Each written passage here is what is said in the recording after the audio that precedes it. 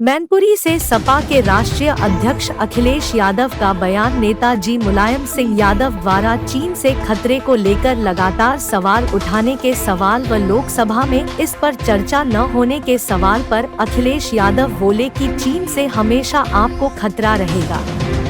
मैनपुरी से सपा के राष्ट्रीय अध्यक्ष अखिलेश यादव का बयान। नेताजी मुलायम सिंह यादव द्वारा चीन से खतरे को लेकर लगातार सवाल उठाने के सवाल व लोकसभा में इस पर चर्चा न होने के सवाल पर अखिलेश यादव बोले कि चीन से हमेशा आपको खतरा रहेगा, इसलिए भारत सरकार को सावधान रहना चाहिए चीन से। जो नेताजी कहते रहे शून्य राम मनोहर कहते रहे, लेकिन भारतीय जनता पार्टी फिल्म दिखा देगी कि फिल्म देखिए आप। उन्होंने कहा कि बीजेपी पर रेवड़ी खत्म हो गई, इसलिए व्यापारियों पर जीएसटी का छापा पड़ रहा है। अखिलेश यादव ने कहा कि नगर निकाय चुनाव में सपा का प्रदर्शन बहुत अच्छा होगा, बहुत अच्छी जीत सपा के लोगों की होगी। समाजवादी पार्टी सिंबल पर चुनाव लड़ेगी। आरजेडी के सीनियर मुस्लिम नेता का बयान कि भारत अब सुरक्षित देश नहीं है। अल्पसंख्यकों के रहने के लिए के सवाल पर अखिलेश यादव ने कहा कि उनके क्यों ऐसे विचार आ रहे हैं मैं नहीं कहना चाहता हूं, लेकिन भारतीय जनता पार्टी सत्ता में रही तो न्याय मिलना मुश्किल हो जाएगा। बाबा साहब भीमराव अंबेडकर ने जो संविधान दिया था वो संविधान खत्म कर देंगे। सिक्किम में सेना और जवानों की जान जाने पर अखिलेश बोले कि भविष्य में ऐसा न हो। मैं इस मौके पर दुख प्रकट कर रहा हूं, वहीं उनके परिवार के प्रति मैं कहना चाहता हूं, भगवान से प्रार्थना करता हूं कि इस दुख को सहन करने की शक्ति मिले और भविष्य में सरकार ये तय करे कि इस तरह की घटना दोबारा न हो, जहां हमारे जवान और अधिकारियों की जान चली गई। वहीं यूपी के भी 4 जवान हैं जिनकी इसमें जान गई है।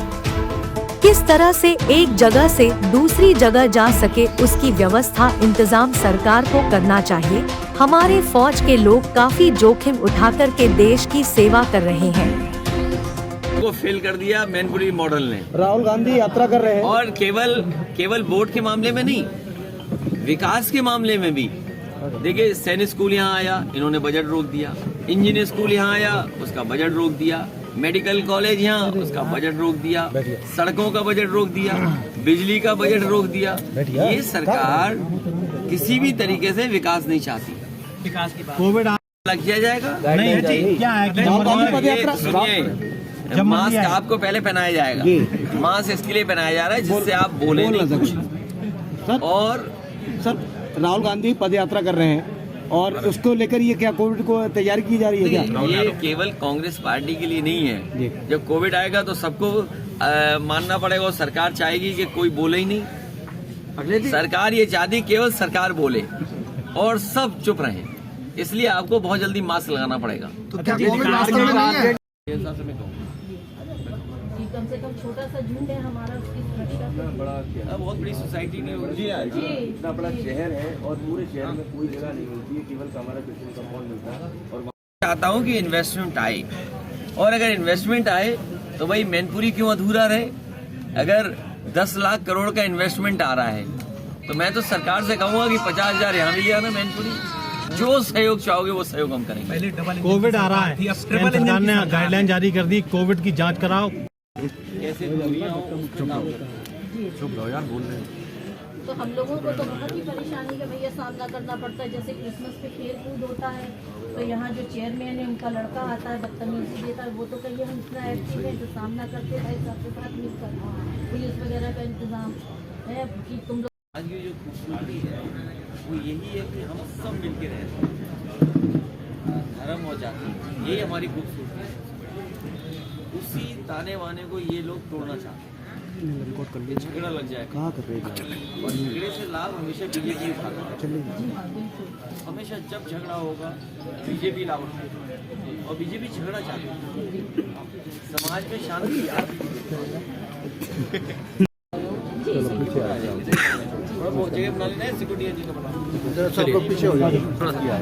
हादसा हुआ है, बहुत दुखद है, जहां हमारे देश के जवान और अधिकारियों का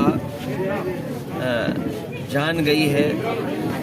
भविष्य में ऐसा ना हो, मैं इस मौके पर जहां दुख प्रकट कर रहा हूं, वहीं उनके परिवार के प्रति मैं कहना चाहता हूं कि भगवान से ये प्रार्थना करता हूं कि इस दुख को सहन करने की शक्ति मिले और भविष्य में सरकार ये तय करे कि इस तरह की घटना दोबारा ना हो। जहां हमारे जवान और अधिकारियों की जान चली गई, वहीं यूपी के भी 4 जवान हैं जिनकी इसमें जान गई है। किस तरीके से सुरक्षित एक जगह से दूसरी जगह जा सकें, उसकी व्यवस्था और इंतजाम सरकार को करना चाहिए। हमारे फौज के लोग बड़ा जोखिम उठा करके देश की सेवा कर रहे हैं। इन्वेस्टर समिट की तैयारी है, इसीलिए व्यापारियों पे जीएसटी का छापा पड़ रहा है। अध्यक्ष जी, तो 81 करोड़ जो ये 1 साल के लिए योजना भी बढ़ा दी है, क्या है जो फ्री राशन देखिए, ये कहीं चुनाव तो नहीं आ रहा। देखिए, अरे भाई, मैं आपसे क्या कह रहा हूँ, चुनाव था तो रिफाइन मिल रहा था, चुनाव था तो चना मिल रहा था, नमक मिल रहा था और घी भी दे रहे थे कुछ। तो अब जब चुनाव खत्म हो गया तो बताओ 1 साल मिला कि नहीं मिला? 5-6 महीने गायब कर दिया। अब फिर चुनाव आ रहा है, 2-3 महीने फिर शुरू कर देंगे। इसलिए गरीब को सावधान रहना चाहिए कि इनके छलावे में ना आए, इनका भरोसा न करें। बुनियादी बात यह है कि महंगाई कम हो, हर परिवार को रोजगार मिले या नौकरी का इंतजाम। ठीक को लेके लगातार आवाज उठाते रहे। उन्होंने हमेशा कहा है कि चीन से हमेशा बहुत ज्यादा खतरा है। ऐसे में सरकार लोकसभा में इस विषय पे चर्चा नहीं करना चाह रही है। देखिए, ये मैं अपने पत्रकार साथियों को धन्यवाद दूंगा। चीन से आपको हमेशा खतरा रहेगा। चीन न केवल आपकी सीमाओं को सिकोड़ रहा है, आपकी सीमाओं पे कब्जा कर रहा है चीन, उसके साथ साथ आपके बाजार को भी कब्जा कर रहा है। अगर आपके ऊपर 2 तरह के खतरे हैं, एक तो आपका सीमा पर खतरा है चीन से, दूसरा आपका बाजार कब्जा कर ले रहा है, तो आप पे रास्ता क्या है? इसलिए भारत सरकार को सावधान रहना चाहिए चीन से। जो नेताजी कहते रहे, जो डॉक्टर राम मनोहर लोहिया कहते रहे, लेकिन भारतीय जनता पार्टी आपको फिल्म दिखा देगी कि फिल्म देखिए आप। इसलिए आपको हमको सावधान रहना पड़ेगा भारतीय जनता पार्टी की साजिश से, भारतीय जनता पार्टी की रणनीति से। भारतीय जनता पार्टी हमेशा ऐसा करती है जिससे आपको असली मुद्दे से ध्यान हटा सके। अध्यक्ष जी, रेवड़ियों की बात करते हैं, आप बात नहीं समझे। मैंने ये कहा कि जो मॉडल विकास का मैनपुरी में था, उसने गुजरात और भारतीय जनता पार्टी के मॉडल को हरा दिया। और वो इसलिए मैंने कहा, नेताजी ने, समाजवादी पार्टी ने यहाँ सैनिक स्कूल दिया, नेताजी ने, समाजवादी पार्टी ने यहाँ आपके इंजीनियरिंग कॉलेज दिया, सड़कें 4 लेन दी, बिजली के बड़े बड़े इंतजाम किए, फीडर सेपरेशन किया, अस्पताल का इंतजाम किया, एम्बुलेंस दी, 100 नंबर गाड़ी दी पुलिस को, पार्क बनाए। और आपका क्योंकि मैनपुरी का हिस्सा सैफई भी पड़ता है, जो मेडिकल कॉलेज है, पैरामेडिकल है वहाँ, उसका बजट खा गए ये लोग। एक्वाटिक सेंटर जो बना है, वर्ल्ड क्लास एक्वाटिक सेंटर बना है, उसका 5 साल में बजट खा गए। क्रिकेट स्टेडियम का बजट खा गए। तो कोई क्षेत्र नहीं बचा जिसका इन्होंने बजट न रोक दिया हो। सैफई में टूरिज्म डिपार्टमेंट का था, वो बजट रोक दिया। लायंस को अभी तक फ्री घूमना चाहिए था, लायंस सफारी इटावा में बनी हुई है मान लीजिए, तो फ्री घूमने चाहिए थे लायंस, लेकिन लायंस को अभी तक फ्री नहीं कर पाए लोग। तो आगरा सरकार कर क्या रही है 6 साल में? और फिर अगर दिल्ली का भी टाइम हम जोड़ दें तो 14 साल हो गए सरकार को। लेकिन ये बीजेपी सरकार दावा करती कि सबका विकास कर रही है और 2000 अगर आपका विकास हुआ हो तो बता दो हमें। भाई भूल जाओ किसी और के विकास का, हमारा आपका जनता का भूल जाओ। हमारे पत्रकार साथी आपका क्या विकास हुआ बताओ। ये इसलिए है कि इसने कोई समस्या का समाधान नहीं किया। मैं सैफई से चला हूँ, मैनपुरी पहुंचा हूँ, पूरे डिवाइडर पर सांड बाबा दिखाई दे रहे हैं। क्या इन्होंने नई जिम्मेदारी ली थी? और जिस देश का प्रधानमंत्री का कहता हो कि जानवर की बड़ी समस्या हो, जानवर की समस्या का समाधान हो, बताओ प्रधानमंत्री के कहने के बाद भी सड़कों से सांड नहीं हट पा रहे, तो सरकार फेल है कि नहीं फेल है? बताइए, डीजल पेट्रोल कहाँ पहुंच गया? रसोई गैस की कीमत क्या है? खाद कहाँ है? कहीं भी किसानों का धान खरीदने का केंद्र बनाओ तो बता दो आप। तो सरकार फेल है। कोई यहाँ पढ़ा लिखा नौजवान बता दे कि उसे भरोसा और नौकरी मिल जाएगी? नहीं मिलेगी। अरे पढ़ाई लिखाई नहीं कर पा रहे, क्या है नौकरी बताओ? यहाँ लाइब्रेरी में बैठे होंगे बच्चे, पूछिए क्या नौकरी है इनके पास, तो वो नहीं चाहते बहस हो नौकरी पे, रोजगार पे। 1 डिस्ट्रिक्ट 1 प्रोडक्ट, अरे मैनपुरी तंबाकू बहुत फेमस है, बताओ मैनपुरी के लिए क्या किया? आप पत्रकार साथी हो, मुख्यमंत्री कहते हैं 1 डिस्ट्रिक्ट 1 प्रोडक्ट, अगर आपने सवाल भी पूछ लिया उनसे तो जेल भेज दिए जाओगे। आप क्या मंत्री हैं? आप पूछिए 1 डिस्ट्रिक्ट 1 प्रोडक्ट में क्या बजट आया मैनपुरी का? अध्यक्ष जी 81 करोड़ किसी को दिया उन्होंने? किसको? तारकसी। अरे भाई हम वो नहीं कह रहे किसमें दिया, लेकिन बजट क्या दिया? अध्यक्ष जी, कोई भी प्रोडक्ट हो सकता है उसमें। अध्यक्ष जी, मैनपुरी भारत अब जो है सुरक्षित देश नहीं है रहने लायक अल्पसंख्यकों के लिए। देखिए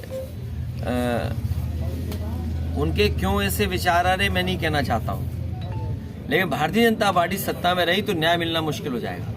और बाबा साहब भीमराव अम्बेडकर जी ने जो संविधान दिया था वो संविधान खत्म कर देंगे। चरम सीमा पे महंगाई है, चरम सीमा पे बेरोजगारी है, आप नौकरी मांगोगे जेल भेज दिए जाओगे, न्याय मांगोगे तो आप पे मुकदमे लग जाएंगे। तो जब तक आपके समाज में भाईचारा नहीं होगा, समाज में आपकी जो दूरियां पैदा कौन कर रहा है? बीजेपी कर रही है। समाज में दूरी पैदा करने का काम भारतीय जनता पार्टी कर रही है। और जब कभी वो नाकाम हो जाती है तो वो फिल्मों आ जाती है, कोई ना कोई नई फिल्म आ जाती है। धर्मांतरण पर मुख्यमंत्री ने कहा है कि 25 तारीख को क्रिसमस शांतिपूर्ण हो जाए, पुलिस को दिया है, लेकिन धर्मांतरण ना हो पाए, इसको रोकना दीजिए। भाई ये फ्री कहाँ धर्मांतरण हो रहा है? हमने तो किसी सड़क पे नहीं देखा, ना किसी कॉलेज में देखा। आप इतने पत्रकार भाइयों बताओ कहीं देखा हो तो बता दो। ये केवल जनता को डराने के लिए भारतीय जनता पार्टी समय समय पर मुद्दा उठाती है। अध्यक्ष जी लोकल बॉडी चुनाव के क्योंकि डेंगू वही है, बीमारी वही है जहाँ भारतीय जनता पार्टी ने अपने चेयरमैन या मेयर बैठाए हुए हैं। अध्यक्ष जी, नगर निकाय को लेकर आपकी क्या तैयारी है? चुनाव को उलझाए हुए हमारी हैं, पार्टी की तैयारी है, जिस समय तारीख आएगी हमारी पार्टी पूरी जिम्मेदारी से चुनाव लड़ेगी। सिंबल पर आरजेडी के सीनियर नेता ने बोला है कि भारत अब रहने लायक नहीं है सुरक्षित देश। जहाँ सिंबल पे वहाँ सिंबल पे, जहाँ हमें सिंबल नहीं देना वहाँ नहीं सिंबल देना। राजनीतिक परिस्थितियाँ जैसी होंगी उस हिसाब से हमारी पार्टी फैसला लेगी, लेकिन सिंबल पे चुनाव लड़ेगी। अगले जी ट्रिपल इंजन, इन्हें कितने भी इंजन लगा दो, इनके डब्बे खाली हैं। इंजन चलते लगे, तुम्हें हमें कुछ नहीं मिलने वाला, ना किसान को मिलने वाला है, ना व्यापारी को मिलने वाला है, ना किसी मजदूर को मिलने वाला है।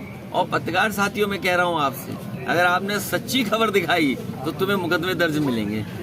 अध्यक्ष जी क्या घोषित इमरजेंसी है? तो किसान के लिए अभी तक क्या सहूलियत दी है, धान कितना खरीदा गया है, डीएपी का इंतजाम कर पा रहे हो कि नहीं कर पा रहे हो, महंगी बिजली दे रहे हो, आपकी तैयारी है कि किसान बर्बाद हो जाए। मैनपुरी को क्या घोषित इमरजेंसी है ये दौर से अब जो हम गुजर रहे हैं? देखिए जब चाहे तब नगर निकाय का चुनाव आप अड़ंगा लगा दीजिए। चरम सीमा पर बेरोजगारी है, चरम सीमा पर महंगाई है। और जब मैं चुनाव के बाद मिला था तो मैंने कहा था न्याय भी मिलना मुश्किल है। अगर हम तो एक पद पे हैं, मान लीजिए मैं अगर किसी विधायक से मिलने जाता हूँ तो सरकार क्या कहती है कि इनका ट्रांसफर हो जाएगा। और इरफान से मैं मिलने कानपुर गया, कहाँ ट्रांसफर कर दिया? महाराजगंज। मैं मान लीजिए महाराजगंज मिलने जाऊंगा तो फिर ट्रांसफर कर देंगे। तो इस सरकार में कोई न्याय की उम्मीद ना करे कोई भी। निकाय चुनाव की बात कर लेते हैं तो जो रोज ये बढ़ाना कहीं चाहता हूँ कि इन्वेस्टमेंट आए, और अगर इन्वेस्टमेंट आए तो भाई मैनपुरी क्यों अधूरा रहे? अगर 10 लाख करोड़ का इन्वेस्टमेंट आ रहा है तो मैं तो सरकार से कहूंगा कि 50,000 यहाँ भी लिया ना मैनपुरी। जो सहयोग चाहोगे वो सहयोग हम करेंगे। पहले डबल कोविड आ रहा है, सरकार ने गाइडलाइन जारी कर दी, कोविड की जांच कराओ। कम से कम छोटा सा झुंड है हमारा, उसकी सुरक्षा बहुत बड़ी सोसाइटी नहीं होगी। इतना बड़ा शहर है और पूरे शहर में कोई जगह नहीं मिलती है, केवल हमारा कृष्ण कंपाउंड मिलता है। और आज की जो खूबसूरती है वो यही है कि हम सब मिलके रहते हैं, धर्म और जाति, यही हमारी खूबसूरती है। उसी ताने वाने को ये लोग तोड़ना चाहते हैं। झगड़ा लग जाए कहाँ कर रहे हैं, और झगड़े से लाभ हमेशा बीजेपी उठाता है। हमेशा जब झगड़ा होगा बीजेपी लाभ उठाएगी, और बीजेपी झगड़ा चाहती है। समाज में शांति सरकार पता नहीं कौन सा जश्न मनाने की तैयारी में है। ये सरकार जश्न अच्छा मनाती है, और ऐसा जश्न मनाती है कि पुराना आप इनका सब कुछ भूल जाओ। मेरे पत्रकार साथियों, आपको याद होगा इसी सरकार ने एक बहुत बड़ी इन्वेस्टमेंट मीट की थी जिसमें देश के बड़े बड़े इन्वेस्टर्स आए थे, देश के सबसे बड़े उद्योगपति आए थे और हालांकि उन्होंने भाषण भी दिया था। अगर आप उनके भाषण को याद करें जिसमें देश के सबसे ऊंचे जो हमारे व्यापारी हैं, उद्योगपति हैं, वो सब आए थे। MOU हुए और सरकार ने उस समय दावा किया था कि लगभग 5 लाख करोड़ के MOU हुए हैं। उसके बाद डिफेंस एक्सपो हुआ जिसमें रिवर फ्रंट, जिसके बारे में भारतीय जनता पार्टी के विचार कुछ और हैं। रिवर फ्रंट को जहां ये जांच के दायरे में लाते हैं, वहीं आपको याद होगा कि डिफेंस एक्सपो जब हुआ तो एयरफोर्स और नेवी के सभी अधिकारियों को वो रिवर फ्रंट दिया गया था। उस पर हेलीकॉप्टर उड़े थे, रोइंग हुई थी, तमाम पानी के जहाज चलाए थे, दिखावे के लिए उसको साफ सुथरा उतने दिन चलाया गया था। इधर भारतीय जनता पार्टी ने ग्रुप ऑफ मिनिस्टर्स और ग्रुप ऑफ अधिकारियों को बना करके इन्होंने दुनिया के अलग अलग हिस्सों में भेजा है। कोई किसी हिस्से में गया, कोई अमेरिका में गया, कोई यूरोप में गया, कोई इंग्लैंड गया, कोई ऑस्ट्रेलिया गया। और अब सुनने में आ रहा है इन सब के लौट आने के बाद मुख्यमंत्री जी खुद तैयार हो गए हैं कि वो भी इन्वेस्टमेंट लेने जा रहे हैं। इसका मतलब ये हुआ है कि दिल्ली और यूपी की सरकार नाकाम रही है इन्वेस्टमेंट लाने के लिए, तभी इन्हें बार बार जाना पड़ रहा है। अगर इन्वेस्टमेंट पहली बार आया होता तो उद्योगपति अपने आप इन्वेस्ट कर रहे होते। जब पहली बार नहीं आया, डिफेंस एक्सपो में नहीं आया, तब इन्होंने मजबूरी में अपने मंत्रियों का ग्रुप बना करके दुनिया में भेजा। मुझे लगता है वो केवल इनवाइट करने गए हैं, इन्वेस्टमेंट लेने नहीं गए। और इन्वेस्टमेंट के साथ साथ अब मुख्यमंत्री भी तैयारी कर रहे हैं। पहले ये सरकार बताए कि किस इंडस्ट्रियल पॉलिसी के तहत इन्वेस्टमेंट आने वाला है। अगर इन्वेस्टर यूपी में आ रहा है तो वो किसी न किसी सेक्टर में इन्वेस्ट करने जा रहा है, तो उस सेक्टर में क्या सहूलियत दे रहे हैं। मान लीजिए यहाँ टूरिज्म मिनिस्टर हैं, टूरिज्म में कोई इन्वेस्ट करना चाहता है तो क्या इंसेंटिव है, क्या आपकी पॉलिसी है। और सबसे बड़ी बात है कि जो समाजवादी सरकार में इन्वेस्टमेंट आ रहा था, जो टूरिज्म पॉलिसी समाजवादी सरकार में थी, उसमें कितना बदलाव आपने किया है जिसके तहत और इन्वेस्टर आपके यहाँ आ रहे हैं। तो जिस सरकार के पास कोई ठोस इंडस्ट्रियल पॉलिसी ना हो, जो 5 साल में इंडस्ट्रियल पॉलिसी और उसके तहत इन्वेस्टमेंट न ला सके हो, उनसे क्या उम्मीद करोगे 4 साल में इन्वेस्टमेंट लाएंगे। कोविड